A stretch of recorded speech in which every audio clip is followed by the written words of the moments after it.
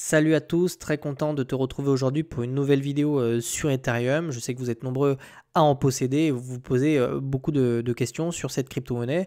Est-ce que Ethereum ici amorce plutôt une structure de retournement de marché, auquel cas on pourrait avoir une baisse qui serait plutôt durable, ou est-ce que c'est un piège baissier sur une énorme trend haussière? Donc on va essayer de répondre à toutes ces questions en évoquant tous les scénarios, en regardant les niveaux extrêmement importants à surveiller sur Ethereum. Pour ça, on va se servir de différentes datas, du sentiment de marché avec les produits dérivés. On ira voir un petit peu ce qui se passe sur les ETF et moi je ferai une analyse technique comme j'ai l'habitude de le faire à partir de ce qu'on appelle le chartisme, donc les patterns essentiellement. Donc là, est-ce que cette charte est haussière? Alors pour répondre à cette question, on va d'abord se servir en fait de la théorie de dos. Donc pour avoir une tendance qui est haussière, il nous faut des creux ascendants. Donc là, on voit bien nos creux qui sont ascendants. Donc cette dynamique pour le moment reste intacte, hein, tant qu'on ne revient pas en fait casser le creux qui était ici autour des 2300 $. Cette dynamique sur Ether est toujours haussière. Il nous faut également des résistances qui doivent être ascendantes. Donc ici, on a bien nos résistances ascendantes. Et ici, on voit qu'on a eu beaucoup de mal en fait à venir chercher ce niveau-là. On s'est littéralement fait rejeter. Donc en fait, ici, il y a une incertitude quant à ce niveau-là parce qu'on est censé faire des sommets ascendants. Alors, je vais être clairement cash avec toi. La zone d'incertitude va se situer entre ces deux bornes, d'accord? C'est entre ces deux bornes en fait qu'on aura la réponse, parce que tant qu'on ne revient pas en fait casser le croquet ici, même si on s'est fait rejeter sur la résistance, on pourrait très bien en fait maintenir les niveaux qui se situent là, même un peu plus bas, faire un nouveau creux ascendant et revenir défoncer derrière le sommet autour des 4000 $. Et on aurait auquel cas en plus une jolie épaule tête, épaule, épaule inversée. Et ça, c'est le scénario boule, en fait. C'est le scénario extrêmement boule. C'est toujours ce que j'ai en tête, en réalité. C'est revenir chercher les poches de liquidité qui se situent autour des 2900 $ pour essayer de reprendre le contrôle, essayer de revenir chercher, en fait, les 4000 $. Et on aurait une énorme structure.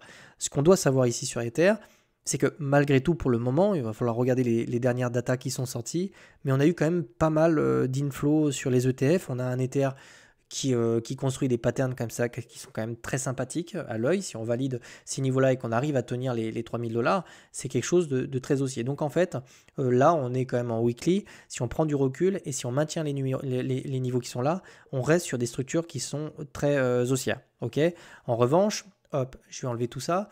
Si par contre on casse, alors je vais retracer juste une droite, si on recasse ces niveaux-là, d'accord, et qu'on revient en fait chercher la zone qui est dessous, alors ça serait quand même pas très beau, et là on viendrait vraiment retourner cette dynamique. Ok, il faudrait vraiment essayer de tenir ces niveaux là, mais franchement ce serait franchement pas un bon signal de retourner dans le range en fait dans lequel on avait été sur ces niveaux là, parce que ça pourrait nous inviter littéralement en fait à retracer un petit peu plus profondément. Ok, c'est pas ce que j'ai en tête vu les datas qu'on a, d'accord? Mais je préfère te dire, voilà les deux niveaux que tu as surveillés. En fait, c'est le niveau des 4000 $, d'accord? Et le niveau en fait des 2800 $. Ce qui se passe entre ces deux bornes, c'est juste du bruit. Nous, ce qu'on veut, c'est des confirmations. Donc pour le moment, on va attendre en fait de voir un petit peu ce que le prix va faire une fois qu'on va venir déclencher des ordres à un certain niveau. Et ça, on va en parler tout de suite. On va descendre dans les unités de temps, on va passer en journalier et on va regarder un petit peu ce qui se passe sur ces niveaux-là. Ce que vous devez savoir ici, c'est que sur Ether, on a des intérêts qui sont vraiment énormes sous ces creux-là, en fait. Donc précisément sur ces niveaux-là, donc autour des 3000 $, ça descend jusqu'aux 2900 $. Donc on va aller voir ça tout de suite. Donc là, c'est les métriques, mais nous, ce qui nous intéresse, c'est ça. Là, on est sur BTC, donc on va aller chercher Ethereum et on va regarder un petit peu ce qui se passe sur Binance. Voilà. Donc moi, ce qui m'intéresse ici, c'est de savoir où se situent les poches de liquidité. Et tu vois, elles se situent vraiment là. C'est vraiment colossal. Il y a des. Alors, je vais t'expliquer pourquoi le marché a intérêt à y aller. Ici, tout ce qui est jaune, en fait, ici, c'est vraiment. Il y a énormément de vente en fait au marché, hein. C'est vraiment des liquidations, et qui dit vente au marché dit achat de l'autre côté, et c'est très intéressant en fait pour des institutions, des gros portefeuilles de venir recharger ici parce que ça leur coûte beaucoup moins cher, parce qu'elles peuvent acheter des grosses quantités en fait d'Ethereum. Donc je pense que sur ces niveaux là on pourrait retrouver en fait de l'intérêt sur Ethereum. Si on est sur une tendance toujours haussière, ces niveaux là doivent être maintenus, donc on pourrait venir faire une mèche dessus. Voilà, on vient chercher les liquidités qui sont dessus et ensuite on essaie de regagner des niveaux avec des structures qu'on pourrait construire dans la foulée. Donc c'est très important de surveiller vraiment ce qui va se passer dans ces niveaux-là. Là, on voit qu'on a cassé un niveau extrêmement important. Donc pour moi, il n'y a pas vraiment Je vois pas ce qui nous empêche en fait maintenant d'aller chercher ces niveaux-là. Et c'est comme sur BTC, hein. On a un niveau donc de mémoire, c'est autour des 90 000 dollars. Je vois pas ce qui nous empêche en fait de les casser pour revenir chercher les 85 000 parce qu'il y a des intérêts qui sont vraiment énormes. C'est la même chose, hein. Si sur BTC, alors j'évoque rapidement le niveau, mais sur BTC, on a à peu près la même chose. Je vais vous montrer ça très rapidement. Si on revient chercher la poche qui est ici, vous pouvez être à peu près sûr qu'on ira chercher la poche sur Ether autour des 3000 dollars. Et c'est des points d'entrée qui sont quand même très intéressants sur Ether. Okay, donc là, je vais repasser sur Ethereum. Donc maintenant, vous connaissez vraiment ces niveaux-là. Pour le moment, on est vraiment sur une dynamique qui est là. Alors, pour le coup, dynamique baissière sur des petites unités de temps. Là, on est passé en daily. Donc, on est vraiment en train de créer, vous voyez, une dynamique qui est baissière, donc avec des creux du coup et des sommets qui sont descendants. Donc là, vous voyez, on a vraiment notre sommet, notre creux, notre sommet. Maintenant, on vient chercher en fait notre dernier creux ici, ou notre prochain creux en fait, pour essayer de continuer cette dynamique qui est baissière, d'accord? Idéalement, on aimerait retrouver du momentum donc sur des divergences qui sont haussières. Donc là, je vais vous montrer, c'est en cours, hein, d'accord? C'est en cours. On voit que sur MACD, on commence à regagner justement des niveaux qui sont extrêmement négatifs. Moi, j'aime beaucoup les doubles divergences comme celle-ci. Donc ça, c'est des choses que vous apprenez sur BitLearn. On vient vraiment s'extraire, vous voyez, d'une dynamique qui était haussière. On vient vraiment prolonger ce niveau baissier. Et sur nos indicateurs de momentum, on retrouve en fait de l'intérêt. Donc ce serait vraiment parfait en fait de venir chercher un creux autour des 2900 dollars. Et ça se ferait vraiment avec une double divergence. Et à ce moment-là, moi précisément, en sachant que si on a une structure de cette forme-là, on retrouverait en fait des structures qui s'accompagneraient de W ou peut-être des épaules tête-épaule inversées sur des petites unités de temps. Et là, j'aurais probablement des swings à prendre sur Ether. En tout cas, sur ces niveaux-là, je serais très intéressé pour passer à l'achat. Dernière chose, on reviendrait en fait tout doucement chercher la zone DCA long terme sur le RSI. Donc le RSI est un indicateur de force relative. Et très souvent, quand on revient chercher ici cette zone-là, en daily, c'est souvent des points d'entrée très intéressants. Pour vous donner un ordre d'idée, les deux derniers points DCA qu'on avait eu, enfin le dernier c'était celui-là, hein, d'ailleurs, donc c'était autour des 2300 dollars et l'avant-dernier c'était vraiment sur ces niveaux-là. Vous voyez, donc on est toujours au-dessus de ces niveaux-là. Donc les points DCA en daily sont quand même des points, le troisième plutôt, on en avait aussi un ici qui est situé autour des 1600. Donc vous voyez, il y a eu 3 points, c'est des points d'intérêt qui sont extrêmement rares et qui ne sont pas offerts très facilement. Ce que je veux vous dire ici, je ne vous dis pas de faux mots sur ces niveaux-là, je vous dis que quand on arrive sur ces niveaux-là, tout le monde flippe, tout le monde a peur, tout le monde veut vendre. Et pourtant, c'est là que vous faites c'est là que vous avez les meilleures opportunités d'achat en daily sur vos assets. Okay, donc c'est très important de ne pas paniquer quand on est dans ces zones-là, parce que si vous paniquez, d'autres personnes ne paniquent pas, elles vont accumuler comme ça de l'Ether. Encore une fois, Ether n'a rien fait sur ce cycle, il a des structures qui sont extrêmement boules, on a des niveaux d'intérêt qui peuvent se situer bien plus haut, si on vient casser les 4000, on peut se téléporter assez facilement autour des 8000 dollars. On a des ETF, n'oubliez pas qu'on a quand même des ETF, donc vous n'êtes pas sur un asset, oui, on n'est pas sur la petite altcoin du top 100 ou top 200, on est sur quelque chose de très très solide ici. Donc les points DCA sont des points d'entrée qui sont exceptionnels sur Ether. Si on maintient les niveaux qui sont ici autour des 3000 dollars, ça je ne suis pas voyant, moi je vous dis simplement que c'est des points qui sont extrêmement importants et extrêmement intéressants sur les marchés. On a des structures, si on vient vraiment chercher le point là et qu'on arrive à retrouver du momentum, autant vous dire que sur Ether, on aura rarement vu une pattern aussi longue et aussi boule sur le marché des crypto-monnaies depuis un bon moment. Hein, ça, c'est des structures qui sont vraiment exceptionnelles, à condition évidemment qu'on retrouve du momentum sur ces niveaux-là. On va tout de suite aller voir ce qui se passe du côté des produits dérivés. Donc là, je vous ai préparé une charte donc, sur Ether.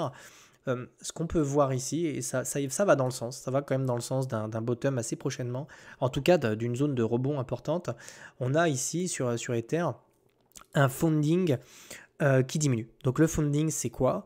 Je vais vous expliquer ça rapidement. C'est la différence entre le prix spot et le prix perpétuel. Les produits dérivés, donc à levier, et le prix spot, donc c'est là où tu vas faire tes cours sur Binance pour acheter ton Ether cash. Et ça, c'est intéressant parce que plus le funding est bas, plus on a des gens qui sont en short, et ça va nous donner une information, c'est le sentiment de marché. Si on a de plus en plus de personnes qui sont en short, ça veut dire qu'on a de plus en plus de personnes qui parient à la baisse et qui sont donc plutôt baissiers sur Ethereum.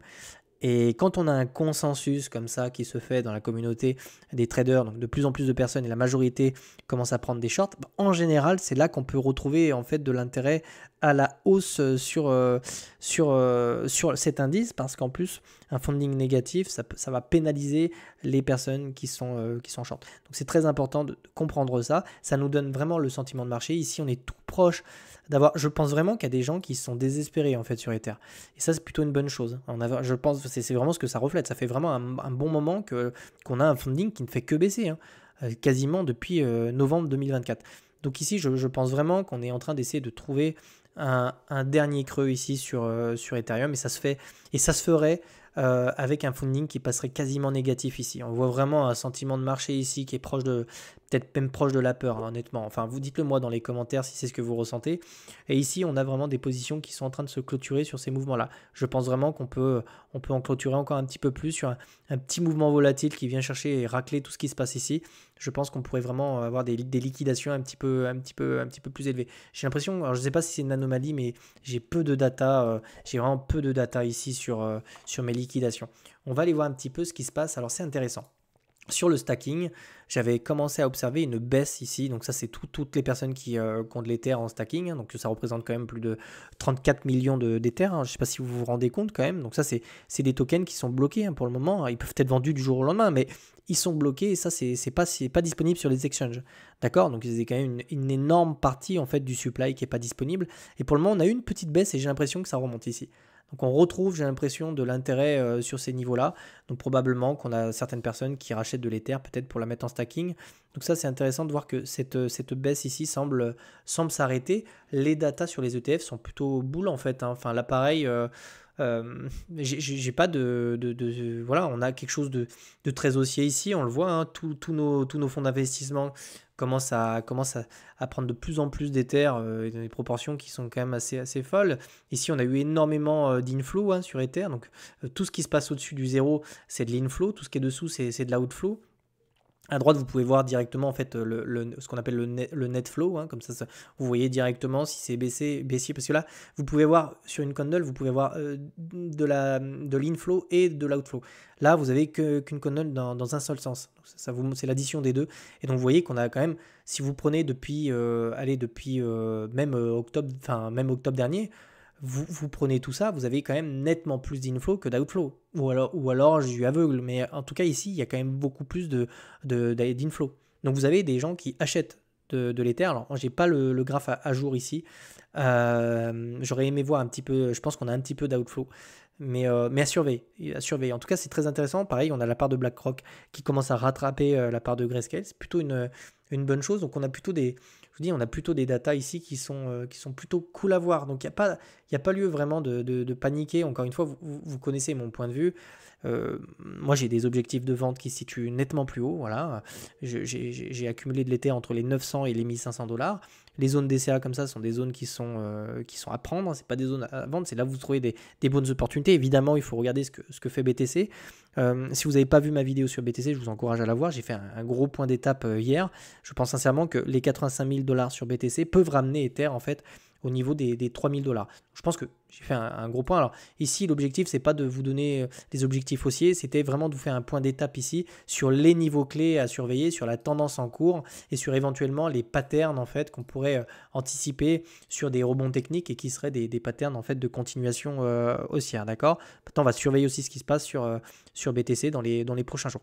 Voilà pour le petit point. Donc surveillez bien la zone DCA sur votre RSI et cette divergence haussière qui va commencer en fait à se construire tout doucement en zone DCA. Là, vous avez vraiment tout. Vous avez le point DCA, vous avez la divergence, vous avez un niveau de liquidité qui se situe autour des 3 000 $ et vous avez absolument tout pour avoir une super position ici sur ces niveaux-là. Voilà, donc j'insiste, c'est un niveau de rebond technique. D'accord?